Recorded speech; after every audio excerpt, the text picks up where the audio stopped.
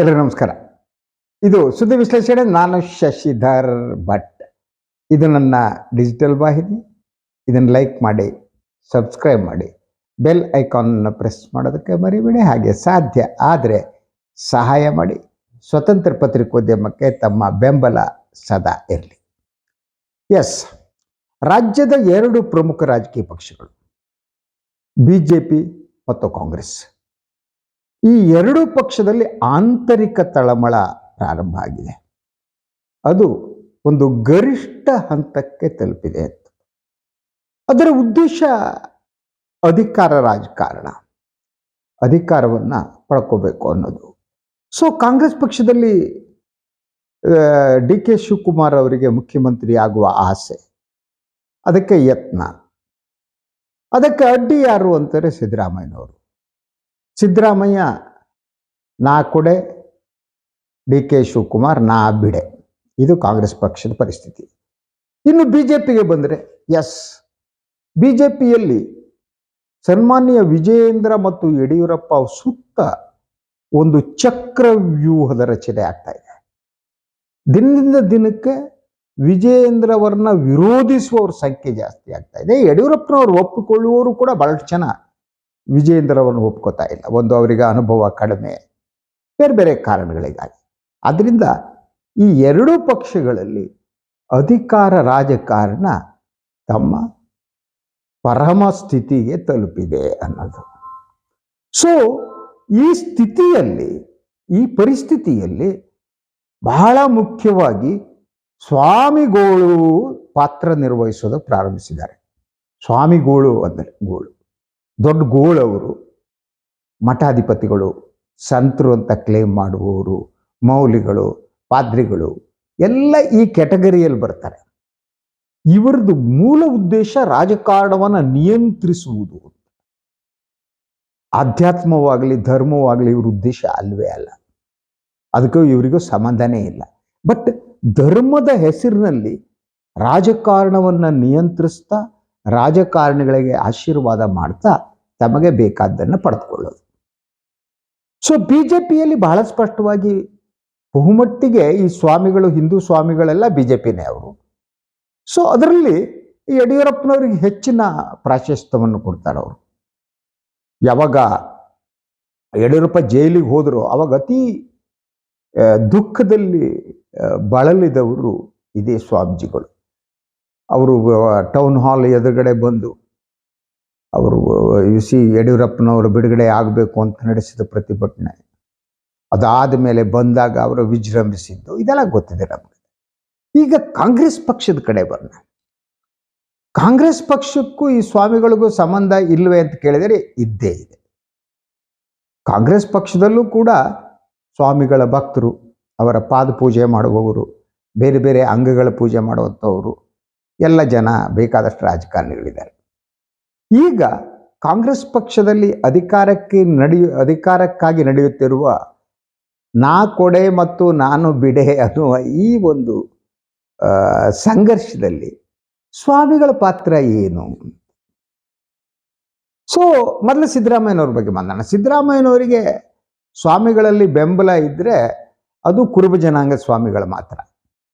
ಉಳಿದ ಯಾವ ಜಾತಿ ಸ್ವಾಮಿಗಳು ಸಿದ್ದರಾಮಯ್ಯನವ್ರು ಬೆಂಬಲಿಸಲ್ಲ. ಅವ್ರಿಗೆ ಸಿದ್ದರಾಮಯ್ಯನವ್ರು ಕಂಡ್ರೆ ಒಂದು ರೀತಿ ಎಲರ್ಜಿ ಇದೆ. ಬ್ರಾಹ್ಮಣ ಸ್ವಾಮಿಗಳು ಏನಿದ್ದಾರೆ, ಹಾಗೇನೆ ಬ್ರಾಹ್ಮಣ ಸಮುದಾಯ ಕೂಡ ಸಿದ್ದರಾಮಯ್ಯನವರು ವಿರೋಧಿಸ್ತಾರೆ. ಅದಕ್ಕೆ ಅನುಮಾನ ಬೇಕಾಗಿಲ್ಲ. ನೀವು ಈ ಬ್ರಾಹ್ಮಣರ ಹೇಳಿಕೆಗಳನ್ನು ನೋಡ್ಬೋದು, ಅವರು ವಾಟ್ಸಪ್ ಗ್ರೂಪ್ಗಳಲ್ಲಿ. ಅವ್ರು ಸಿದ್ದರಾಮಯ್ಯನ ಅಟ್ ಎನಿ ಕಾಸ್ಟ್ ಒಪ್ಕೊಳ್ಳಲ್ಲ. ಅದೇ ರೀತಿ ಬ್ರಾಹ್ಮಣ ಸ್ವಾಮಿಗಳು ಒಪ್ಕೊಳ್ಳಲ್ಲ. The first thing. Second, Lingayat ಸ್ವಾಮಿಗಳು. ಲಿಂಗಾಯತ ಸ್ವಾಮಿಗಳು ಕೂಡ ಸಿದ್ದರಾಮಯ್ಯನ ಒಪ್ಕೊಳ್ಳಲ್ಲ. ಕೆಲವರು ಸಿದ್ದರಾಮಯ್ಯನವ್ರ ಬಗ್ಗೆ ಒಳ್ಳೆಯ ಸಂಬಂಧ ಇರುವ ಸ್ವಾಮಿಗಳು ಇಲ್ವೇ ಇಲ್ಲ ಅಂತಲ್ಲ. ಫಾರ್ ಎಕ್ಸಾಂಪಲ್ ಮೈಸೂರಿನ ಸುತ್ತೂರು ಸ್ವಾಮಿಗಳು, ಅದು ಸಿದ್ದರಾಮಯ್ಯನವರು ಅವ್ರ ಬಗ್ಗೆ ಪ್ರೀತಿ, ಅವರಿಗೂ ಸಿದ್ದರಾಮಯ್ಯವ್ರ ಪ್ರೀತಿ. ಸೊ ಸಿದ್ದರಾಮಯ್ಯರ ಬಗ್ಗೆ ಆ ರೀತಿ ಇಟ್ಕೊಂತ ಒಂದು ಕೆಲವೇ ಬೆರಳೆಣಿಕೆಯಷ್ಟು ಸ್ವಾಮಿಗಳು ಸಿಗ್ಬೋದು. ಆದರೆ ಕರ್ನಾಟಕದಲ್ಲಿರುವ ಲಕ್ಷಾಂತರ ಸ್ವಾಮಿಗಳು ಏನಿದ್ದಾರೆ, ಅವ್ರು ಯಾರು ಸಿದ್ದರಾಮಯ್ಯನವ್ರು ಬೆಂಬಲಿಸಲ್ಲ. ಸಿದ್ದರಾಮಯ್ಯ ಬಗ್ಗೆ ಅವ್ರಿಗೆ ಅಷ್ಟು ನಂಬಿಕೆ ಇಲ್ಲ. ಸಿದ್ದರಾಮಯ್ಯ ಹೀಗೆ ಸಮಾಜವಾದದ ಬಗ್ಗೆ ಮಾತನಾಡ್ತಾರೆ, ಎಲ್ಲರ ಸಮಾನತೆ ಬಗ್ಗೆ ಮಾತನಾಡ್ತಾರೆ, ಎಲ್ಲರ ಶ್ರೇಷ್ಠತೆಯನ್ನು ಒಪ್ಕೊಳ್ಳಲ್ಲ ಅವರು. ಸೊ ಹೀಗಾಗಿ ಅವರ ಇದು ಸ್ವಾಮಿಗಳ ನಂಬಿಕೆ ಒಳಗಡೆ ಅಂದರೆ ಅದನ್ನು ನಾನು ಯಾವ ರೀತಿ ಹೇಳ್ತೀನಿ ಅಂತಂದರೆ, ಇದು ಬ್ರಾಹ್ಮಣ್ಯದ ಮನಸ್ಥಿತಿ ಅನ್ನೋದಿದೆಯಲ್ಲ, ಬ್ರಾಹ್ಮಣರು ಎಲ್ಲ ಅಲ್ಲ, ಮತ್ತೆ ನಾ ಜಾತಿ ಕಾರಣ ಕೇಳ್ತಿದ್ದೆ, ಇಟ್ಸ್ ಸ್ಟೇಟ್ ಆಫ್ ಮೈಂಡ್ ಅಂತ. ಆ ಸ್ಟೇಟ್ ಆಫ್ ಮೈಂಡಿನ ಜನ ಸಿದ್ದರಾಮಯ್ಯನವರು ವಿರೋಧ ಮಾಡ್ತಾರೆ. ಸ್ವಾಮಿಗಳ ಬಹುತೇಕ ಜನ ಅವರು ಯಾವುದೇ ಜಾತಿಯ ಸ್ವಾಮಿಗಳಾಗಲಿ ಅವರ ಒಳಗಡೆ ಇರುವುದು ಮನುವಾದ ಮತ್ತು ಬ್ರಾಹ್ಮಣವಾದವೇ, ಬೇರೆ ಬೇರೆ ಇರೋಕ್ಕೆ ಸಾಧ್ಯನೇ ಇಲ್ಲ. ಸೊ ಅವ್ರು ಯಾರು ಸಿದ್ದರಾಮಯ್ಯನ ಒಪ್ಕೊಳ್ಳಲ್ಲ. ಸೊ ಸಿದ್ದರಾಮಯ್ಯ ಜೊತೆ ಪೈಪೋಟಿ ಮಾಡುತ್ತಿರುವ ಡಿ ಕೆ ಶಿವಕುಮಾರ್ ಅವರು. ಸೊ ಇವರಿಬ್ಬರ ನಡುವೆ ವ್ಯತ್ಯಾಸ ಎತ್ತದು. ಸನ್ಮಾನ್ಯ ಸಿದ್ದರಾಮಯ್ಯನವರು ದೇವಸ್ಥಾನಕ್ಕೂ ಹೋಗ್ತಿರಲಿಲ್ಲ, ಆದರೆ ಈ ಮೂಡಾಗಿಡ ಹಗರಣ ಆದಮೇಲೆ ಪಾಪ ಅವರಿಗೆ ಒಂದು ರೀತಿ ಭಯ ಶುರುವಾಯಿತು ಕಾಣುತ್ತೆ. ಅವರು ದೇವಸ್ಥಾನಕ್ಕೆ ಹೋಗಿ ಪ್ರಾರಂಭ ಮಾಡಿದ್ರು. ಚಾಮುಂಡಿ ಬೆಟ್ಟಕ್ಕೆ ಹೋದರು, ಇನ್ನೂ ಯಾವುದಾದ್ರು ದೇವಸ್ಥಾನಕ್ಕೆ ಕರ್ಕೊಂಡೋದ್ರು. ಮನುಷ್ಯ ಸಹಜವಾದ ಭಯ ಇರುತ್ತೆ ನೋಡಿ, ಮತ್ತು ಭಯದಲ್ಲೇ ಮನುಷ್ಯ ದೇವರನ್ನು ಸೃಷ್ಟಿಸ್ತಾನೆ ಮತ್ತು ದೇವರನ್ನು ನಂಬುತ್ತಾನೆ. ಸೊ ಭಯದಲ್ಲಿ ನಿಮಗೆ ಎಲ್ಲೋ ಒಂದು ಅವಲಂಬನೆ ಬೇಕಾಗುತ್ತೆ ಅಂತ, ಅಂಥ ಅವಲಂಬನೆ ದೇವರು ಧರ್ಮ ಇಂಥದ್ದೆಲ್ಲ ಕೊಡ್ತಾ ಹೋಗುತ್ತೆ. ಸಿದ್ದರಾಮಯ್ಯ ಪ್ರಾರಂಭ. ಆದರೆ ಡಿ ಕೆ ಶಿವಕುಮಾರ್ ಆಗಲ್ಲ. ಅವರು ಮೊದಲಿಂದ ಧಾರ್ಮಿಕರು. ಅವರು ದೇವಸ್ಥಾನಗಳಿಗೆ ಹೋಗ್ತಾರೆ, ಟೆಂಪಲ್ ರನ್ ಅವರು ಮಾಡ್ತಾನೆ ಬರ್ತಾರೆ. ಅದ್ರ ಜೊತೆ ಕೆಲವು ಸಂಸ್ಕೃತ ಶ್ಲೋಕಗಳನ್ನು ಕಲ್ತಿದ್ದಾರೆ ಅವರು. ಸಂಸ್ಕೃತ ಕೂಡ ಸ್ವಲ್ಪ ಮಟ್ಟಿಗೆ ಡಿ ಕೆ ಅವರಿಗೆ ಗೊತ್ತು. ಅದರಿಂದ ಆಗಾಗ ಭಗವದ್ಗೀತೆದು ಇನ್ಯಾವುದೋ ಶ್ಲೋಕ ಯಾವುದೋ ಸಂಸ್ಕೃತ ವಾಕ್ಯಗಳನ್ನು ಎಳೆದು ಬಿಟ್ಟು ಒಗೆದು ಬಿಡ್ತಾರೆ ಅವರು. He has that capacity. ಅದ್ರ ಜೊತೆಗೆ ಬಹಳಷ್ಟು ಸ್ವಾಮೀಜಿ ಜೊತೆ ಅವರಿಗೊಂದು ಸಂಬಂಧ ಇದೆ. ಸೊ ಅದಕ್ಕೆ ಕಾರಣ ಅವರು ಅನುಭವಿಸಿದ ಅವರ ಬದುಕಿನ ಬೇರೆ ಬೇರೆ ಘಟ್ಟದಲ್ಲಿ ಅನುಭವಿಸಿದ್ದು ಕೂಡ ಇರಬಹುದು. ನಾನು ಹೇಳಿದ್ನಲ್ಲ, ಅಸಹಾಯಕತೆ, ಭಯ ಮನುಷ್ಯನ ಹೆಚ್ಚು ಧಾರ್ಮಿಕನಾಗಿ ಮಾಡುತ್ತೆ. ಸೊ ಸನ್ಮಾನ್ಯ ಡಿ ಕೆ ಶಿವಕುಮಾರ್ ಅವರು ರಾಜಕೀಯ ಈ ದಾಳಿಗಳಿಗೆ ಒಳಗಾದರು. ಬಿ ಜೆ ಪಿಯವರನ್ನು ಮಣಿಸುವುದಕ್ಕೆ ಇಡಿ ಬಳಸ್ಕೊಡ್ತು, CBI ಬಳಸ್ಕೊಡ್ತು. ಆ ಸಂದರ್ಭದಲ್ಲಿ ಅಸಹಾಯಕತೆ ಇರ್ಬೋದು. ಅವರು ದೇವರನ್ನು, ಧರ್ಮವನ್ನು, ಜ್ಯೋತಿಷಿಗಳನ್ನು ಎಲ್ಲ ನಂಬೋದಕ್ಕೆ ಪ್ರಾರಂಭ ಮಾಡಿದ್ರು. ಸೊ ಅದಾದ ಮೇಲೆ ಅವರು ಈ ಹೇಗೆ ಟೆಂಪಲ್ ರನ್ನನ್ನು ನಡೆಸುತ್ತಿದ್ದಾರೋ ಹಾಗೆಯೇ ಅವರು ಸ್ವಾಮೀಜಿಗಳನ್ನು ಭೇಟಿ ಮಾಡೋದು, ಮಠಾಧೀಶಕ್ಕೆ ಹೋಗೋದು ಬರೋದು, ಆ ಒಂದು ರಿಲೇಷನನ್ನು ಇಟ್ಕೊಂಡಿದ್ದಾರೆ. ಸೊ ಇತ್ತೀಚೆಗೆ ಹುಬ್ಬಳ್ಳಿಯಲ್ಲಿ ಜೈನ ಸ್ವಾಮೀಜಿಗಳು ಏನೋ ಗುಣಧರ ನಂದಿನ ಎಂಥದೋ ಒಂದು, ಅವರು ಕೂಡ ಸೊ ಸನ್ಮಾನ್ಯ ಡಿ ಕೆ ಶಿವಕುಮಾರ್ ಅವರು ಮುಖ್ಯಮಂತ್ರಿ ಆಗಬೇಕು ಅಂತ ಫರ್ಮಾನ್ ಹೊರಡಿಸಿದ್ರು. ಇದಕ್ಕೂ ಬದಲು ಚಿಕ್ಕಮಗಳೂರಿನ ವಿನಯ್ ಗುರೂಜಿ ಅವರು ಅವಧೂತರು ಅಂತ ಕ್ಲೇಮ್ ಮಾಡ್ಕೋತಾರೆ. ಅವರು ಕೂಡ ಹೌದು, ಡಿ ಕೆ ಶಿವಕುಮಾರ್ ಅವರು ಮುಖ್ಯಮಂತ್ರಿ ಆಗಬೇಕು, ನಮಗೆಲ್ಲ ಸಂತೋಷ ಅಂತ ಅಂದರು.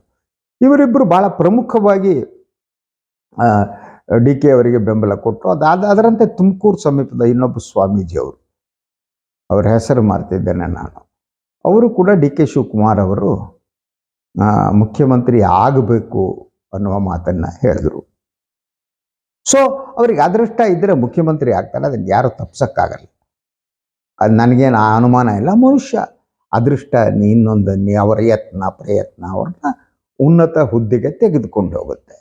ಆದರೆ ಈ ಫರ್ಮಾನು ಹೊರಡಿಸುವ ಈ ಸ್ವಾಮಿಗಳು ಯಾರು? ಇವರು ನೇರವಾಗಿ ದೇವ್ರ ಹತ್ರ ಮಾತುಕತೆ ಆಡ್ಬಿಟ್ಟು, ಯಾಕೆ ದೇವ್ರಿಗೆ ಹತ್ರ ಅಲ್ವಾ, ನಮಗೆ ಹುಲುಮಾನವರಲ್ಲ ಅವರು ಬೇರೆ ರೀತಿ ಮಾನವರು, ಶಿವಮಾನವರು ಅವರು ಬೇರೆ. ಸೊ ಅವ್ರು ದೇವ್ರ ಹತ್ರ ಮಾಡಿಸ್ಬಿಡೋದಲ್ಲ ಯಾರನ್ನಾದರೂ. ಆದರೆ ಮತ್ತೆ ಒಬ್ಬ ಸ್ವಾಮೀಜಿ ಆದವ್ರ ಕೆಲಸ ಏನು ಅನ್ನೋದು ಇದು ಬಹಳ ಮುಖ್ಯವಾದ. ಇಡೀ ಸಮಾಜದಲ್ಲಿ ನೈತಿಕತೆಯನ್ನು ಬೆಳೆಸುವುದಕ್ಕೆ, ಆಧ್ಯಾತ್ಮಿಕತೆಯನ್ನು ಬೆಳೆಸುವುದಕ್ಕೆ ಮಠಮಾನ್ಯಗಳು ಬೇಕು. ಅದರ ಜೊತೆಗೆ ಇತ್ತೀಚೆಗೆ ಮಠಮಾನ್ಯಗಳು ನಡೆಸುವಂಥ ದಾಸೋಹ ಶೈಕ್ಷಣಿಕವಾದಂತಹದ್ದು, ಸಾಮಾಜಿಕವಾದ್ದು, ಅದು ಬಹಳ ಮುಖ್ಯವಾದದ್ದೇ, ಅನುಮಾನ ಬೇಕಾಗಿಲ್ಲ. ಆದರೆ ಅದನ್ನು ಮೀರಿ ರಾಜಕಾರಣದ ಒಳಗಡೆ ಈ ಸ್ವಾಮಿಗಳು ಎಷ್ಟರ ಮಟ್ಟಿಗೆ ಇನ್ವಾಲ್ವ್ ಆಗಬೇಕು ಅಂತ, ಇದು ಬಹಳ ಮುಖ್ಯವಾದ ಪ್ರಶ್ನೆ. ಅಂದರೆ ಒಬ್ಬ ಆಧ್ಯಾತ್ಮವಾದಿಯಾದವನು, ಒಬ್ಬ ಸ್ವಾಮೀಜಿ ಆದವನನ್ನು ನಾವು ಸರ್ವಸಂಘ ಪರಿತ್ಯಾಗಿಗಳು ಅಂತ ಕರಿತೀವಿ. ಈ ಸರ್ವಸಂಘ ಪರಿತ್ಯಾಗಿಗಳೇನಿರ್ತಾರೆ ಅವರು ನಿಜವಾದ ಸ್ವಾಮಿಗಳು ಸಂತರು ಆಗಿದ್ದರೆ ಅವರು ಯಾರೇ ಅಧಿಕಾರದಲ್ಲಿರಲಿ ಅವರಿಗೆ ಆಶೀರ್ವಾದ ಮಾಡಬೇಕು ಮತ್ತು ಅಧಿಕಾರದಲ್ಲಿರುವವರನ್ನ ಸರಿದಾರಿಗೆ ತೆಗೆದುಕೊಂಡು ಹೋಗುವುದಿದೆಯಲ್ಲ ಅದು ಕೆಲಸ, ಅವ್ರ ಕೆಲಸ. ಸರಿದಾರಿ ಯಾವುದು ಅನ್ನೋದು ಕೂಡ ಬಹಳ ಮುಖ್ಯವಾದ ಪ್ರಶ್ನೆ. ಇದು ಸರಿದಾರಿಯಾ ಅಲ್ವಾ? ಆದರೆ ಇವರು ಏನಿದ್ದಾರೆ ಈ ಸ್ವಾಮೀಜಿಗಳು ಅಥವಾ ಸ್ವಾಮೀಜಿಗಳಿರಲಿ, ಮೌಲ್ವಿಗಳಿರಲಿ, ಪಾದ್ರಿಗಳಿರಲಿ, ಅವರು ಸಮಾಜಕ್ಕೆ ಒಂದು ಮಾರ್ಗದರ್ಶನ ಮಾಡುವ ಹಾಗೆ ಒಂದು ರಾಜಕೀಯ ವ್ಯವಸ್ಥೆಗೆ, ಪ್ರಭುತ್ವಕ್ಕೆ ಅವರು ಮಾರ್ಗದರ್ಶನ ಮಾಡಬೇಕು. ಆದರೆ ಆ ಪ್ರಭುತ್ವದ ಭಾಗ ಆಗಕೂಡದು. ನೀವು ಇಂಥವ್ರು ಮುಖ್ಯಮಂತ್ರಿ ಆಗಬೇಕು ಅಂತ ನೀವು ಬಯಸ್ತೀರಿ ಅಂದರೆ ಉಳಿದವರು ಮುಖ್ಯಮಂತ್ರಿನೋ ಇನ್ನೊಂದು ಹುದ್ದೆಗೆ ಬರಕೂಡದು ಅಂತ ನಿಮ್ಮ ಅಭಿಪ್ರಾಯ ಇದೆ ಅಂತ ಅರ್ಥ. ಅದನ್ನು ಯಾವ ಆಧಾರದ ಮೇಲೆ ತಾವು ಆ ತೀರ್ಮಾನಕ್ಕೆ ಬರ್ತೀರಿ? ಇಂಥವನು ಅಧಿಕಾರದಲ್ಲಿ ಇರಬೇಕು, ಇಂಥವನು ಇರಕೂಡದು ಅನ್ನುವ ತೀರ್ಮಾನ ಹೇಗೆ? ನಿಮಗೆ ವರ ಕೊಡುವ ಶಕ್ತಿ ಇದ್ರೆ ನಿಮಗೆ ಶಾಪ ಕೊಡುವ ಶಕ್ತಿ ಇರ್ಬೇಕಲ್ವಾ? ನಿಮಗೆ ವರ ಕೊಡುವ ಶಕ್ತಿ ಇದ್ರೆ ನಿಮ್ಮ ಭಕ್ತರುಗಳು, ನಿಮ್ಮ ಪೂಜೆ ಮಾಡೋರು ಜೈಲಿಗೆ ಯಾಕೆ ಹೋಗ್ತಾರೆ? ನಿಮ್ಗಂತ ಒಂದು ಸ್ಟ್ರೆಂತ್ ಇದ್ರೆ, ನೀವು ಮಹಾನ್ ಪವಾಡ ಪುರುಷರಾಗಿದ್ರೆ ಚಿಟಿಕೆ ಹೊಡೆದು ಸಮಾಜವನ್ನು ಬದಲಿಸಬಹುದಲ್ವಾ? ಅಲ್ವಾ? ಇಸಿ ಒಂದು ಆಧ್ಯಾತ್ಮ ಮತ್ತು ಧರ್ಮದ ಉದ್ದೇಶ ನಿಮಗೆ ಗೊತ್ತಿದ್ರೆ ನೀವು ರಾಜಕಾರಣದ ಭಾಗೀದಾರರಾಗಲ್ಲ ಅಂತ, ಅಥವಾ ನೀವು ರಾಜಕಾರಣಿಗಳ ಹೊಗಳು ಭಟರೂ ಆಗಲ್ಲ. ನೀವು ರಾಜಕಾರಣಿಗಳ ಹೊಗಳು ಭಟರಾದರೆ ನೀವು ಧಾರ್ಮಿಕವಾದಿ ಅಲ್ಲ. ನೀವು ಯಾವಾಗ ರಾಜಕಾರಣದಲ್ಲಿ ಭಾಗವಹಿಸ್ತಿರೋ ಧರ್ಮ ಮತ್ತು ಆಧ್ಯಾತ್ಮಿಕತೆ ನಿಮ್ಮನ್ನು ಬಿಟ್ಟು ದೂರ ಹೋಗುತ್ತೆ. ಅಷ್ಟೇ ಅಲ್ಲ, ದೇವರು ಕೂಡ ನಿಮ್ಮನ್ನ ಕ್ಷಮಿಸಲಾರ. ದೇವರು ರಾಜಕಾರಣಿಗಳಿಗೆ ರಾಜಕೀಯದ ಒಂದು ಕೆಲಸವನ್ನು ಕೊಟ್ಟಿದ್ದಾನೆ. ಸಿದ್ದರಾಮಯ್ಯ ಮತ್ತು DK ಅವರ ನಡುವೆ ಅಧಿಕಾರದ ಪೈಪೋಟಿ ನಡೆದರೆ ಅದು ಅವರು ಪೈಪೋಟಿ ಮಾಡ್ಕೋತಾರೆ, ಯಾರು ಗೆಲ್ತಾರೋ ಅವ್ರ ಅಧಿಕಾರ ಇಟ್ಕೊಂಡಿರ್ತಾರೆ. ಅದರಲ್ಲಿ ಏನ್ರಿ ನೀವು ತೊಳಸೋದು? ನೀವು ಗುಣಧರ ನಂದಿಯಾಗಿ, ಇನ್ಯಾವುದೋ ನಂದಿಯಾಗಿ, ವಿನಯ್ ಗುರೂಜಿಯಾಗಿ, ಇನ್ನೊಂದಾಗಿ ನಿಮಗೆ ಯಾಕೆ ಇಂಥವ್ರ ಮೇಲೆ ಮೋಹ ಇಲ್ಲ? ನೀವು ಒಬ್ಬ ರಾಜಕಾರಣಿಯನ್ನ ಮೋಹಿಸುವುದಕ್ಕೆ, ಅವರಿಗೆ ಬೆಣ್ಣೆ ಹಚ್ಚುವುದಕ್ಕೆ ಕಾರಣ ಏನು? ನೀವು ಈ ರಾಜಕಾರಣಿಗಳನ್ನ ಇಷ್ಟಪಡುವುದು, ಬೆಣ್ಣೆ ಹಚ್ಚೋದು, ಇನ್ನೊಂದು ಮಾಡ್ತಾ ಇದ್ದೀರಿ. ನೀವು ನಮ್ಮಂತ ಹುಳುಮಾನವರಾದ್ರಿ. ನೀವು ಯಾವ ಸೀಮೆ ಸಂತರು ಸ್ವಾಮಿಗಳಾಗಿದ್ದೀರಿ? ನೀವು ಅಯೋಗ್ಯರು. ನೀವು ಅಯೋಗ್ಯರು. ನೀವು ಮನುಷ್ಯ ಹೇಗೆ ಬದುಕಬೇಕು ಅಂತೇಳಿ, ರಾಜಕಾರಣ ಹೇಗಿರಬೇಕು ಅಂತೇಳಿ ಹೇಳ್ತೀರಾ ನೀವು? ಇವತ್ತಿನ ರಾಜಕಾರಣ ಸರಿ ಇದೆಯೋ? ನೀವು ರಾಜಕಾರಣವನ್ನ ಸರಿಪಡಿಸುವುದಕ್ಕೆ ಉಪದೇಶ ಮಾಡೋದು ಬಿಟ್ಬಿಟ್ಟು ರಾಜಕಾರಣಿಗಳ ಹತ್ರ ಫಂಡ್ ತಗೊಂಡು ಅವ್ರು ಹೊಗಳ ಭಟ್ರಾಗಿ ಅವ್ರ ಮೈಗೆಲ್ಲ ಬೆಣ್ಣೆ ಹಚ್ಚಿಬಿಟ್ಟು ಅವರಿಗೆಲ್ಲ ಆಶೀರ್ವಾದ ಮಾಡಿಬಿಟ್ಟು ಯೋಗ್ಯರೇನ್ರಿ ನೀವು? ಯೋಗ್ಯತೆ ಇದೆಯಾ? ಬಹುತೇಕ ಸ್ವಾಮಿಗಳು ನೋಡಿ ಇತ್ತೀಚೆಗೆ ಇಡೀ ನಮ್ಮ ಧಾರ್ಮಿಕ ವ್ಯವಸ್ಥೆ, ಅದು ಎಲ್ಲ ಧರ್ಮಗಳನ್ನು ಸೇರಿ, ಮತ್ತೆ ನಾನು ಹೇಳಿದ ಕಣ ಬಟಾವ್ ಹಿಂದೂಗಳಿಗೆ ಮಾತ್ರ ಬೈತೀಯ? ಧಾರ್ಮಿಕ ವ್ಯವಸ್ಥೆ, ಅದು ಹಿಂದೂ ಧರ್ಮ ಇರಲಿ, ಇಸ್ಲಾಂ ಇರಲಿ, ಕ್ರಿಶ್ಚಿಯಾನಿಟಿ, ಅದು ಕುಸಿತಾ ಇದೆ ಅಂತ. ಅದಕ್ಕೆ ಕಾರಣ ಅಲ್ಲಿರುವ ಈ ಧರ್ಮ ಬೋಧಕ ಮಧ್ಯವರ್ತಿಗಳು. ಧರ್ಮ ಬೋಧನೆ ಮಾಡುವ ಏನು ಈ ಮಧ್ಯವರ್ತಿಗಳಿದ್ದಾರೆ, all these people become an ಏಜೆಂಟ್ಗಳಾಗಿದ್ದಾರೆ. ಅವರಿಗೆ ತಮ್ಮ ಕೆಲಸ ಏನು, ಕರ್ತವ್ಯ ಏನು ಅನ್ನೋದೇ ಗೊತ್ತಿಲ್ಲ. ಈ ದೇಶದಲ್ಲಿ, ಈ ರಾಜ್ಯದಲ್ಲಿ ಯಾರು ಅಧಿಕಾರದಲ್ಲಿರಬೇಕು ಅಂತ ಜನ ತೀರ್ಮಾನ ಮಾಡ್ತಾರೆ, ಮತದಾರರು ತೀರ್ಮಾನ ಮಾಡ್ತಾರೆ. ಅವರು ಸರಿಯಾಗಿ ಮಾಡದಿದ್ದರೆ ಅವ್ರನ್ನ ಇಳಿಸ್ತಾರೆ. ಅದು ನಿಮ್ಮ ಕೆಲಸ ಅಲ್ಲ. ನೀವು ಸಮಾಜದಲ್ಲಿ ಕುಸಿಯುತ್ತಿರುವ ಮನುಷ್ಯ ಧರ್ಮದ ಬಗ್ಗೆ ಮಾತನಾಡಬೇಕು, ವ್ಯಾಲ್ಯೂ ಬಗ್ಗೆ ಮಾತನಾಡಬೇಕು. ಇವತ್ತಿನ ದಿನ ಎಂಥ ಸ್ಥಿತಿ ಇದೆ, ಕ್ರೈಮ್ ಕರ್ನಾಟಕದಲ್ಲಿ ಇನ್ನೊಂದರಲ್ಲಿ ಮಾತಾಡ್ತೀನಿ ನಾನು. ಅದು ಏನು ಕ್ರೈಮ್ ನಡೀತಾ ಇದೆ ಅಂದರೆ ಭಯ ಆಗತ್ತೆ. ಹಾಡೇ ಆಗಲು ಬ್ಯಾಂಕ್ ದರೋಡೆಗಳು ಆಗ್ತವೆ, ಅತ್ಯಾಚಾರಗಳು ನಡೀತವೆ. ಇದನ್ನು ಬದಲಿಸೋದು ಹೇಗೆ ಅಂತ ನೀವು ಮಾರ್ಗದರ್ಶನ ಮಾಡಬೇಕು ರಾಜಕಾರಣಿಗಳಿಗೆ, ಸಮಾಜಕ್ಕೆ. ಅದೇನು ಮಾಡಬೇಡಿ. ಆಸ್ತಿ ಅಂತಸ್ತು ಮಾಡ್ಕೊಂಡು ಮಜಾ ಉಡಾಯಿಸ್ಕೊಂಡು ರಾಜಕಾರಣಿಗಳಿಗೆ ಬೆಣ್ಣೆ ಹಚ್ಕೊಂಡು ಅವ್ರು ನಾಳೆ ಮುಖ್ಯಮಂತ್ರಿ ಅವ್ರ ಪ್ರಯತ್ನದಿಂದ ಆದರೆ ನಾನೇ ಮಾಡಿಸ್ತೆ ಅಂದ್ಕೊಂಡು ನಿಮ್ಗೇನು ಲಾಭ ಆಗುತ್ತೆ ನೋಡೋದು. ಅವ್ರ ಪ್ರಯತ್ನದಿಂದ ಅವರಾದರೆ ಡಿ ಕೆ ಅವರೇ ಆದರು ಅಂತ ಇಟ್ಕೊಳ್ಳಿ, ಆಗ್ತಾರೆ, ನೋ ಇಶ್ಯೂ ಅಬೌಟ್ ದ್ಯಾಟ್. ಆದರೆ ಆವಾಗ ಏನು ಮಾಡ್ತೀರಿ ನೀವು ಅಂದರೆ ಅವರನ್ನು ಬಳಸಿಕೊಳ್ತೀರಿ, ಅವರ ದೌರ್ಬಲ್ಯವನ್ನು ಬಳಸಿಕೊಂಡು ನಿಮಗೆ ಬೇಕಾದಂಥ ಲಾಭವನ್ನು ಪಡಿತೀರಿ. ಆದ್ದರಿಂದ ನಿಮ್ಮನ್ನು ಸಂತರು, ಮಠಾಧಿಪತಿಗಳು, ಧರ್ಮಿಷ್ಠರು ಅಂತ ಹೇಳುವುದಕ್ಕೆ ನನ್ನ ಮನಸ್ಸನ್ನು ಹೋಗ್ತಾ ಇಲ್ಲ. ನೀವೆಲ್ಲ ಕೂಡ ಏಜೆಂಟ್ಗಳಾಗಿದ್ದೀರಿ, ಬಹುತೇಕ ಸ್ವಾಮೀಜಿಗಳಾಗಿದ್ದೀರಿ. ನನಗೆ ಯಾವ ಅನುಮಾನನೂ ಉಳಿದಿಲ್ಲ.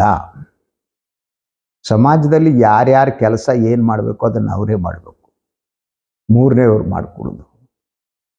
ಆದರೆ ಇಲ್ಲಿಯ ದುರಂತ ಅಂದರೆ ನಮ್ಮ ಮಾಧ್ಯಮ ಮಿತ್ರರುಗಳು ರಾಜಕಾರಣಿಗಳಾಗಿದ್ದಾರೆ ಅಲ್ವ, ಈ ಒಂದು ಸ್ವಾಮೀಜಿಗಳು ರಾಜಕಾರಣಿಗಳಾಗಿದ್ದಾರೆ.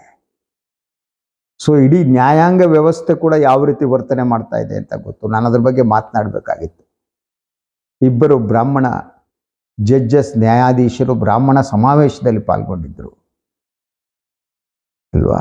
ಇನ್ನೊಬ್ಬ ನ್ಯಾಯಾಧೀಶರು ಯಾದವ್ ಅಂತ, ಅವ್ರು ಏನು ಮಾತಾಡಿದ್ರು, ಏನಾಯಿತು, ಹೊರಗೆ ಹೋಯಿತು.